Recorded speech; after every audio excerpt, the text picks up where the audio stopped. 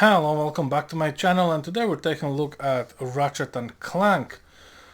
And honestly, this game is a mixed bag of feelings. Not only it finally came to the PC, which is great, it is made by Sony Interactive, and it's here. There are some things when it comes to this game's performance. Now, before we jump in, let me just tell you two things. Number one, minimum required GPU for this game is a GTX 960. Yes, you heard me right, a 960. Recommended GPU for this game is RTX 2060.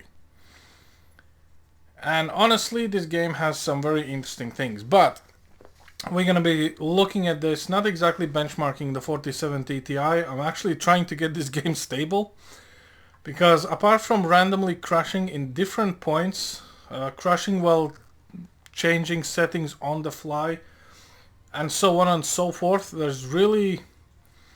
it doesn't feel like it's all that finished up, to be completely fair. And I usually do like Sony games coming, like, you know, Detroit Become Human, Horizon Zero Dawn, God of War. All of those games, they ran perfectly on pretty much every hardware we tested them on. This one is fighting tooth and nail not to do it. However, it still looks good, like, you know, all things considered. So we're going with the 4K native full screen. We are going to be using DLSS frame generation and DLSS on ultra performance. And as you can see, even with these settings, we're pulling 11 gigs of video memory just on this screen alone. And we do have 4070 Ti, so we only have 12 gigs of video memory to play around. The actual RAM usage is 13 gigs. This goes as high as 16 during the actual gameplay. Luckily, we are way above 25 frames because, well, I enabled RTX and I maxed it all out.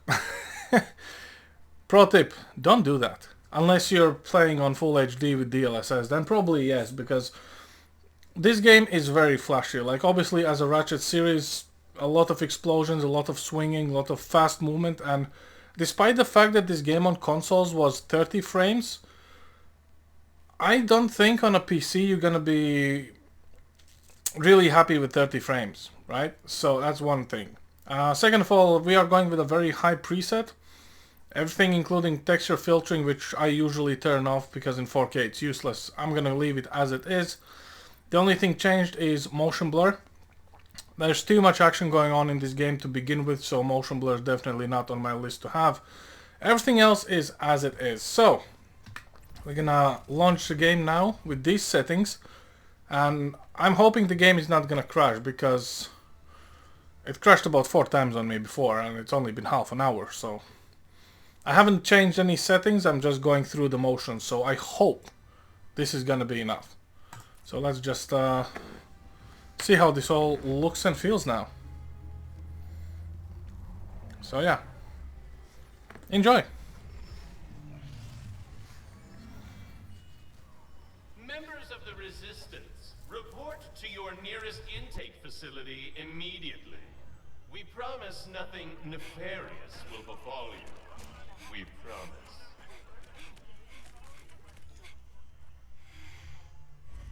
Resistance members, report to the VIP section of your nearest intake facility for compulsory behavioral modification. It will be fun. Fun.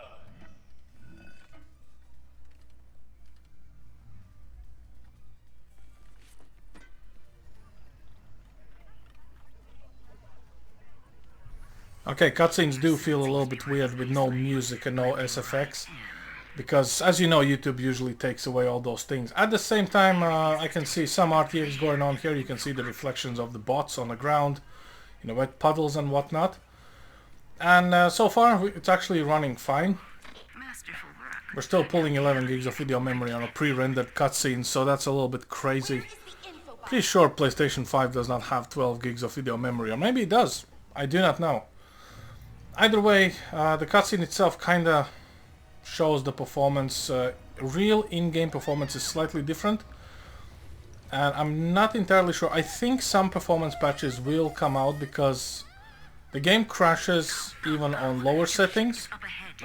Still 4K. I don't know what exactly causes the issue, but yeah, it's a bit odd. First time I'm seeing Sony game playing tricks on me, but oh well. It is how it is.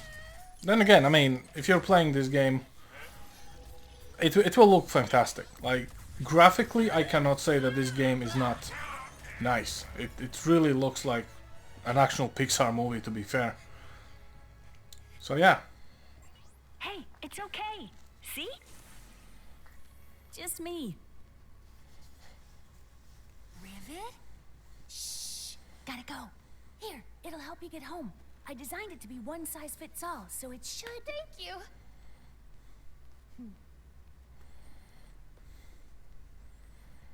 Also, I'm not familiar with the characters. I know there's Ratchet, which is a fox, Clank, which is a clanker, and apparently a Rivet, who's like Ratchet, but not.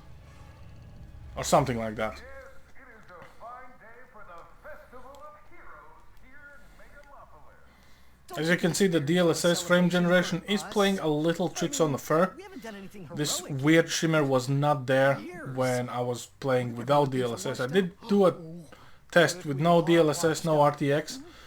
Performance is all over the place. We were mostly 60 frames, but usually above 51 or something like that. So I would rather take some shimmer on a cutscene than having 50 frames while trying to fend off against all the goonies. That's just me, I guess. Marshals of our parade, Ratchet and Clank.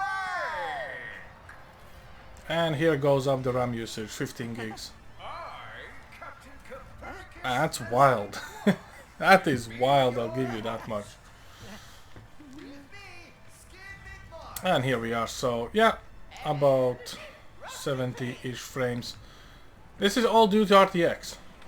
I honestly, I can tell you that, because look at all this wet surface stuff. And there's quite a few things that will reflect us doing the gameplay, so the RTX thing needs to get We have a momentous day in fixed a little bit. starting And this is with the DLSS 3 or frame generation enabled, so you can just imagine the performance with Ratchet. actual RTX and no DLSS 3, so everything for 2000 card series will be probably pretty intense to run. I do not know, maybe someone can actually point me to a direction of a 2060, We better get moving. all settings cranked with RTX enabled. I want to see the performance, because this is a little bit weird, you know, like overall I would expect a children's game to be accessible, and if 4070 Ti is kind of fluctuating up and down, I don't know how many kids will be playing games with 4070 Ti. Maybe good parents will do it. Maybe the game is meant for my generation that grew up with the PS2s or whatever Ratchet and Clank came out on. But it still seems a little bit of an overkill. That even with that GPU we're having some interesting performance thingies going on here. It is kind of fine now, as you can see, but still, not where I would want a Sony game to be. And I would say my benchmark is essentially Horizon Zero Dawn, everything else from Sony. But you know, it's a small price to pay, all things considered. Heroes is safe. Hey, I think I found the wombat! What is this supposed to be a reenactment of? You got bounty on your head, Wombat. Ratchet, I do not believe this is part of the show.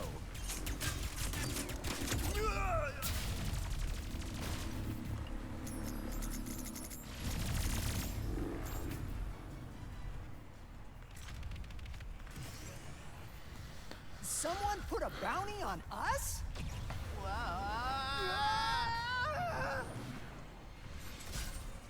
I hope this is not about your gift.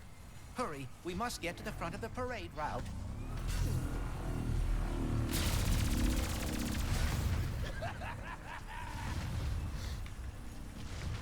I mean, performance is good, and to be fair, everything above 60 frames in 4K is it's a good day, but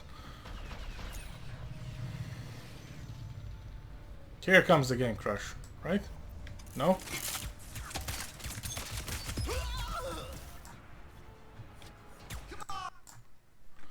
Here it is.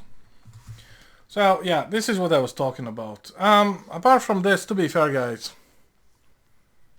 I don't know. I would probably say wait until they announce a patch or something, and then get the game. It may... I don't know why. I mean, this game is just not playing ball with me at all.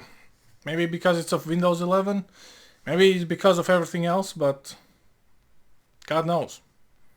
Anyway, hope you have a good one. Thanks for watching, and do your research before you touch this one. Over and out.